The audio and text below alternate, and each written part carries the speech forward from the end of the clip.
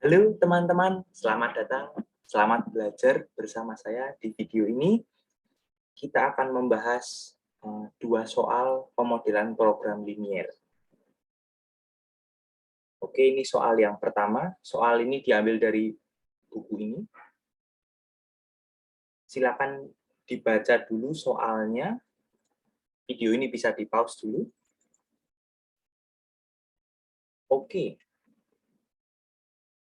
Saya akan membahas menggunakan tahap-tahap pemodelan yang saya buat di sini ya.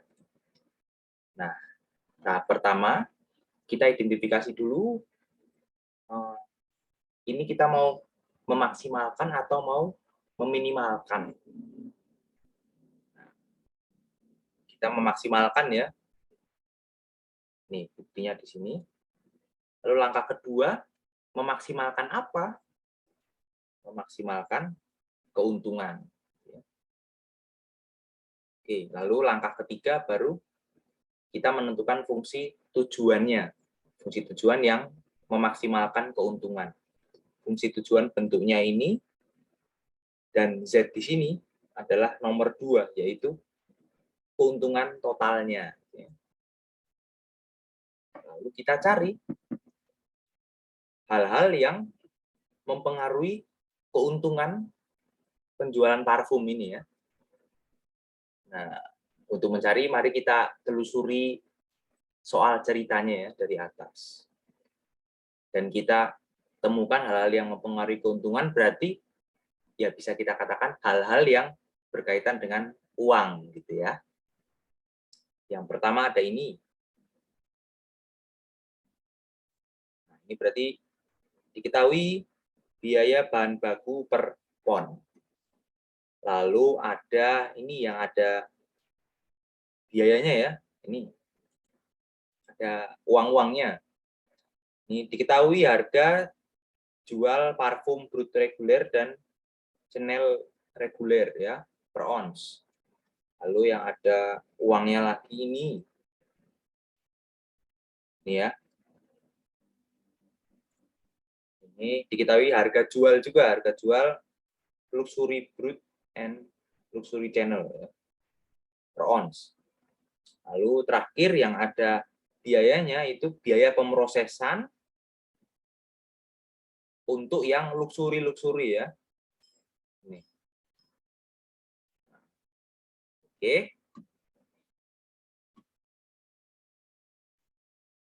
Nah, setelah itu mari kita dari yang diketahui tadi, hal-hal yang berkaitan dengan keuntungan, kita identifikasi yang mana koefisiennya, yang mana variabelnya. Nah, ini ciri-cirinya. Kita tentukan variabelnya dulu deh. Variabel itu kan sesuatu yang bisa beragam nilainya dan belum diketahui juga nilainya sebenarnya. Dan variabel itu yang beragam nilainya tadi mempengaruhi total keuntungan. Nah, kalau yang diketahui adalah biaya-biaya tadi, berarti yang mempengaruhi keuntungan ya jelas ya jumlah barangnya atau jadi jumlah barangnya sedikit, banyak, itu kan nanti akan mempengaruhi banyak sedikitnya keuntungan atau biaya yang dikeluarkan juga terpengaruhi gitu ya. Jadi variabel-variabel ini tentang banyaknya barangnya tadi, ya toh. Kalau untuk yang diketahui ini berarti yang mempengaruhi total biaya yang harus dikeluarkan itu adalah ya banyaknya bahan baku yang dibeli. Lalu untuk ini tentang penjualan ya, parfum reguler berarti yang variabel yang mempengaruhi adalah banyaknya parfum yang diproduksi. Nah, sebenarnya kita juga bisa pakai variabel yang maknanya lain, yaitu banyaknya parfum reguler yang dijual. Nah, kalau kita pakai variabel yang maknanya itu, ya, banyaknya parfum yang dijual itu, silakan teman-teman bisa lihat jawaban yang dengan cara itu di bukunya tadi di halaman 95. kalau di pembahasanku ini pakai cara yang agak beda gitu ya, tapi nanti jawabannya hasil solusi optimalnya sama. Oke, lalu untuk yang ini, nah, tentang penjualan luxury dan biaya pemrosesan luxury itu sama-sama dipengaruhi oleh variabel ya banyaknya parfum luxury yang diproduksi. Ya. Lalu kita satukan gitu ya koefisien dan variabelnya. Nah, ini koefisien tentang biaya pengeluaran yang ini sama yang ini itu tandanya negatif ya, jelas. Kalau yang pendapatan yang ini dari hasil penjualan tandanya positif. Jadinya ini fungsi tujuannya. Ini ini pembelian bahan baku.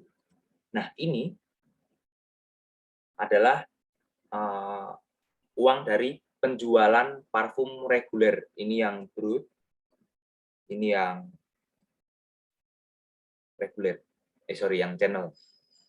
Nah, kenapa variabelnya begini? Kalau berdasarkan cerita tadi, itu kan nggak semua parfum reguler akan dijual. Tapi bisa sebagian itu diolah lagi, dilanjut diolah untuk menghasilkan luxury. Ya, memiliki pilihan untuk mengolah lebih lanjut. Ya. Jadi di sini kan kita pengennya 7 dikali parfum brut reguler yang dijual. Nah, brut reguler yang dijual itu kan berarti brut reguler yang diproduksi dikurangi jumlah brut reguler yang diolah lebih lanjut. Nah, sama juga dengan yang channel ini. Lalu ini penjualan luxury dan ini biaya pemrosesan luxury. Oke, lanjut ke kendala. Untuk menentukan kendala, tipsnya adalah kita tipe kendala yang pertama itu yang jelas hal-hal yang berkaitan dengan variabel dan biasanya ada batasnya. Maksimal berapa atau minimal berapa. Itu jenis kendala yang pertama. Jenis kendala yang kedua itu ada juga kendala yang tipenya nggak ada batas-batas, tapi kendala itu menceritakan hubungan antar variabel. Ya. Nah, itu kita cari dengan menelusuri lagi. Gitu. Jadi kalau kita ketemu kalimat yang di situ ada berkaitan dengan variabel, variabelnya yang tadi ya, nah itu akan kita masukkan. Oke, yang pertama, bahan baku yang dibutuhkan untuk memproduksi dapat dibeli. Nah, ini kan beli bahan baku nih. Beli bahan baku ada batasnya di sini. Hingga 4.000 pon.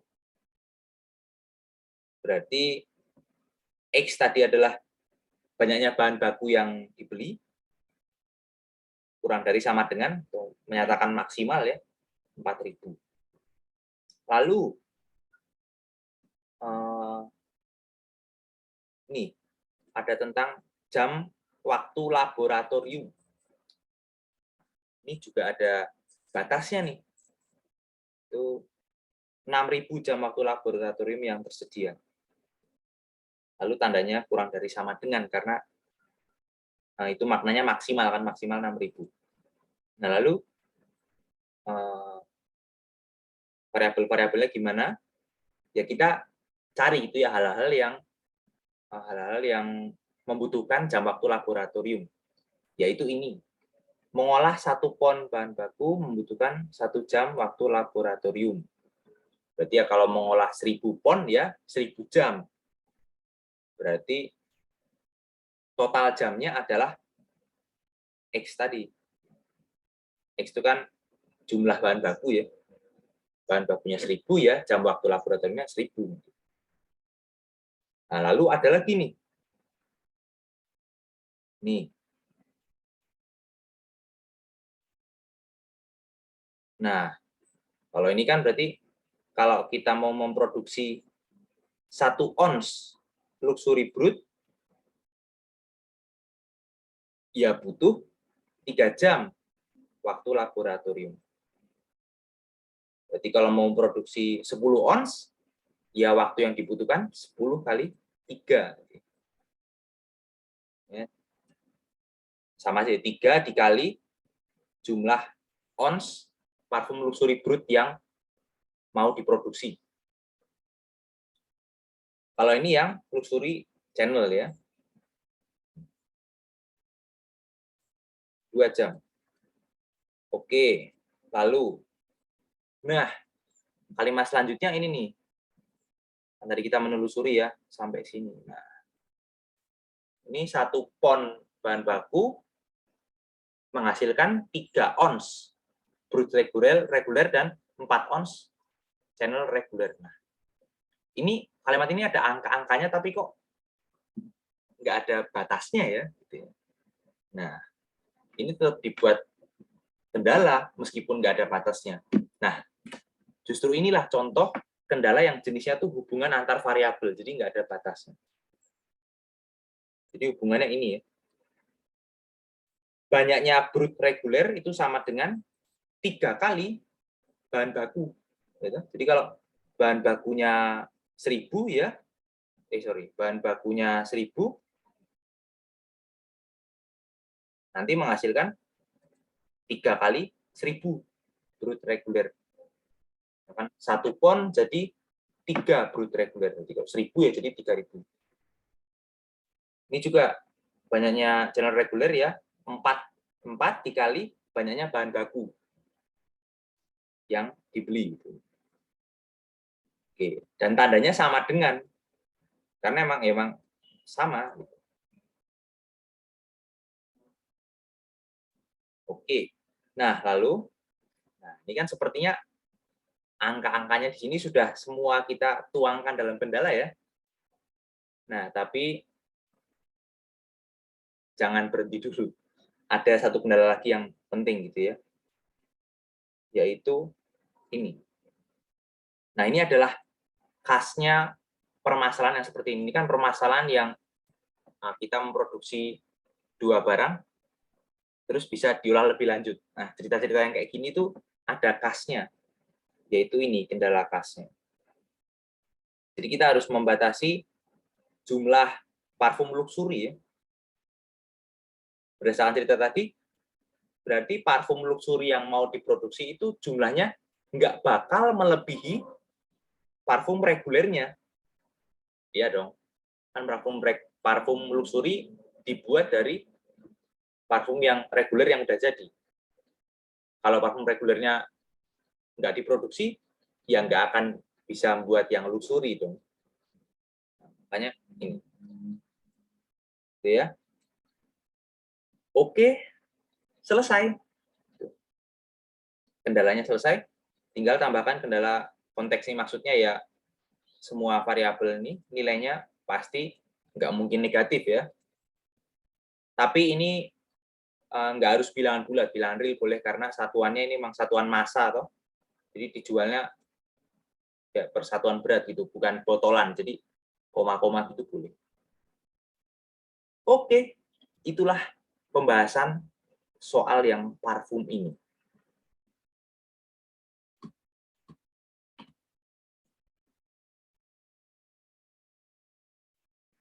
Soal selanjutnya boleh dibaca dulu dan bisa di-pause videonya.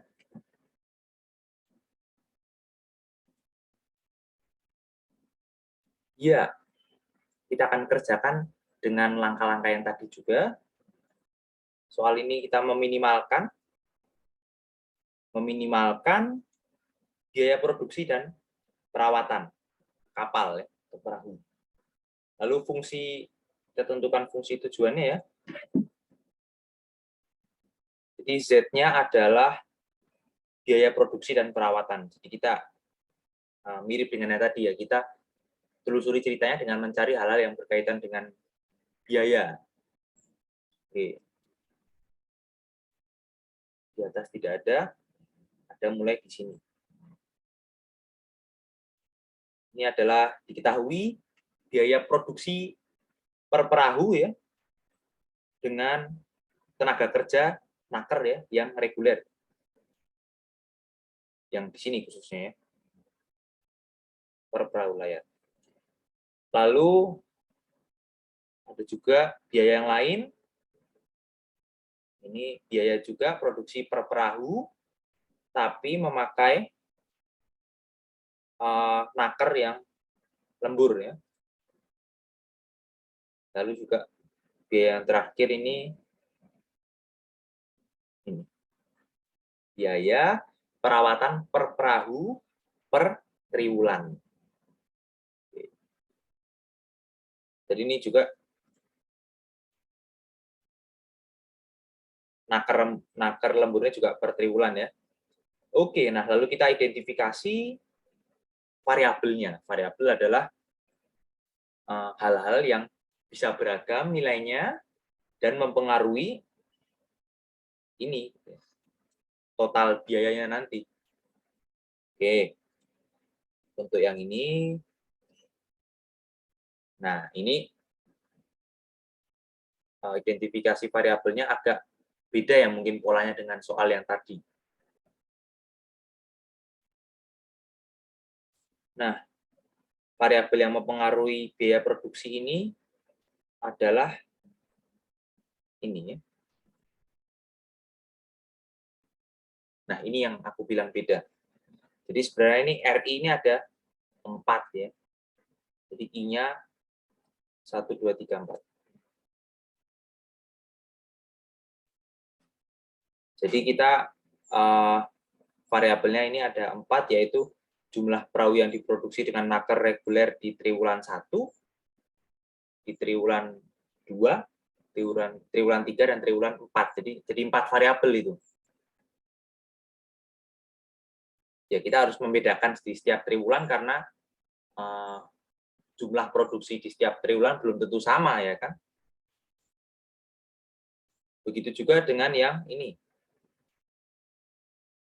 Ini produksi juga tapi dengan naker yang lembur, jelas variabelnya beda dong.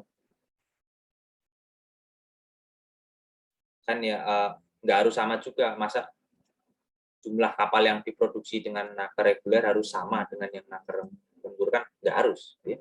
Jadi dibedain variabelnya karena nilainya bisa beda. Ini LI ya. Sama juga dipisah jadi 4 triwulan, jadi ini sebenarnya ada L1, L2, L3, L4. Lalu begitu juga dengan PI gitu ya. Jumlah perahu yang dirawat atau disimpan gitu ya buat dijual di triwulan selanjutnya. Ada 4 juga, P1 sampai P4. Oh iya, ini aku juga lupa menyampaikan, sorry. Ini dalam menulis variabel kayak gini, ini sebaiknya I gitu ya. Itu I-nya itu dijadiin indeks ya. Jadi ditulis agak ke bawah. Begitu juga dengan yang tadi. Di indeks. Ini aku nggak nulis agak ke bawah karena males. Tapi kalau di ujian begitu, ini sebaiknya ditulis agak ke bawah. Jadi R1 satunya agak ke bawah sebagai indeks. Oke. Nah, kita satukan fungsi tujuannya adalah ya jelas biaya persatuan dikali jumlah kapalnya yaitu.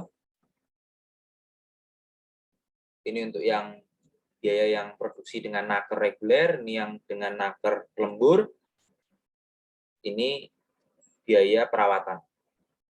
Jadi di sini khasnya adalah variabelnya itu dipisahkan juga berdasarkan triwulan gitu ya. Oke, kita tentukan kendalanya sekarang. Nah, tipsnya sama ya, kita cari hal-hal yang berkaitan dengan variabel yang biasanya ada batasnya, atau jenis lain tuh kendala yang menceritakan hubungan antar variabel. Nggak ada batasnya. Nggak ada batas maksimal minimal. Oke, kita telusuri lagi ceritanya. Biasanya yang ada angka-angkanya gitu sih. Ini ya, permintaan. Ini ada angkanya, tapi kok rasa-rasanya ini bukan batas ya. Kalau biasanya kan kalau di soal-soal lain tuh permintaan itu jadi batas ya. Misal permintaannya 1000 kg jagung. Oh, berarti kita harus memproduksi lebih dari 1000 jagung gitu ya. Nah,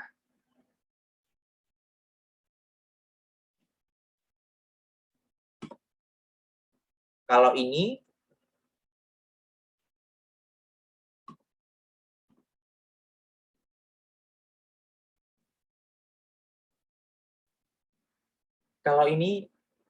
sama ya.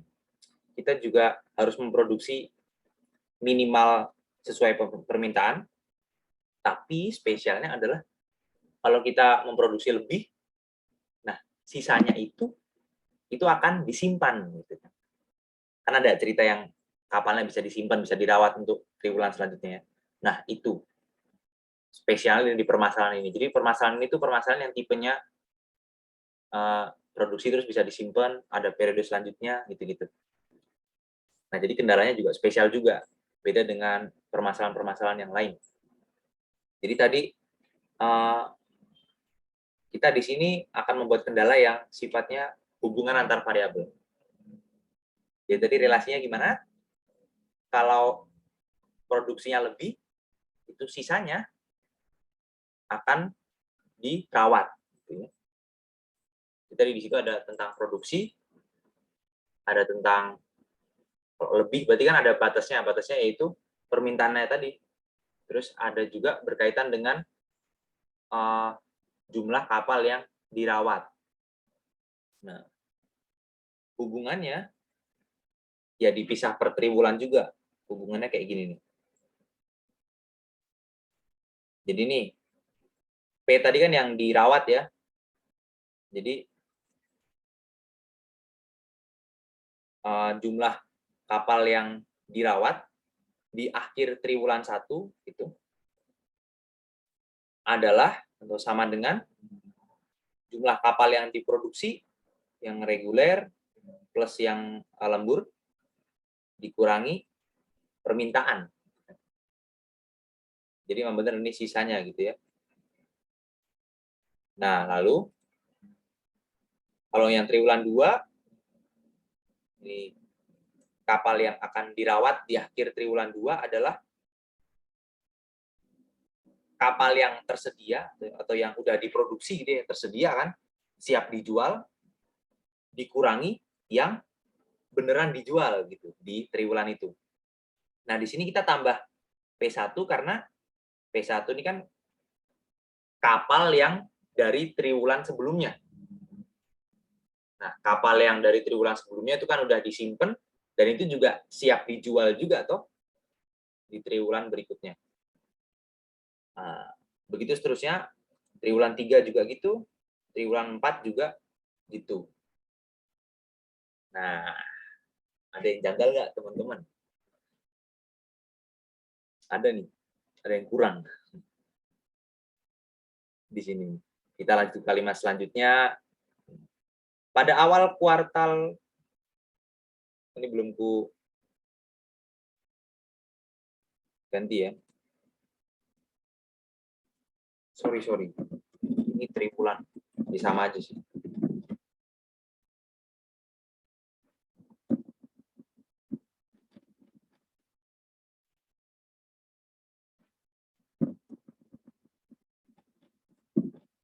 Soalnya ini terjemahan ya.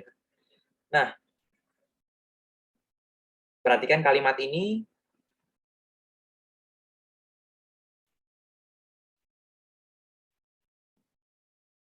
Di awal triwulan pertama, Sailco memiliki persediaan 10 perahu layar. Nah, udah tersedia gitu ya. Jadi, ya udah tersedia tanpa nggak tahu produksinya kapan ya. Pokoknya 10 perahu ini ya siap dijual juga di triwulan pertama. Berarti harusnya 10 ini dimasukin di sini. Jadi kan kapal yang siap buat dijual ada 10 di awal, terus juga yang termasuk yang diproduksi di triwulan pertama. Oke. Lalu apakah ada kendala lagi? Kita telusuri. Ada ini ya. Nah ini tentang batas nih. Jadi produksi dengan tenaga kerja reguler per triwulan itu maksimal 40. Nah, maksimal ya tandanya berarti kurang dari sama dengan. Jadi sebenarnya ada 4 kendala ya. Karena setiap triwulan tuh dibatasi maksimal 40 produksi kapalnya. Variabelnya R ya, yang reguler. Oke. Nah, itu sudah lengkap ya kendalanya. Jadi di sini soal ini khasnya adalah relasi ini. Yang dirawat di triwulan itu sama dengan yang tersedia. Yang tersedia itu kan yang diproduksi plus sisa yang kemarin istilahnya. Dikurangi yang beneran dijual atau permintaannya. Kendala konteks, ya jelas semua variabel harus nggak boleh negatif dan harus bilangan bulat juga ya, karena ini kapal atau perahu. Oke.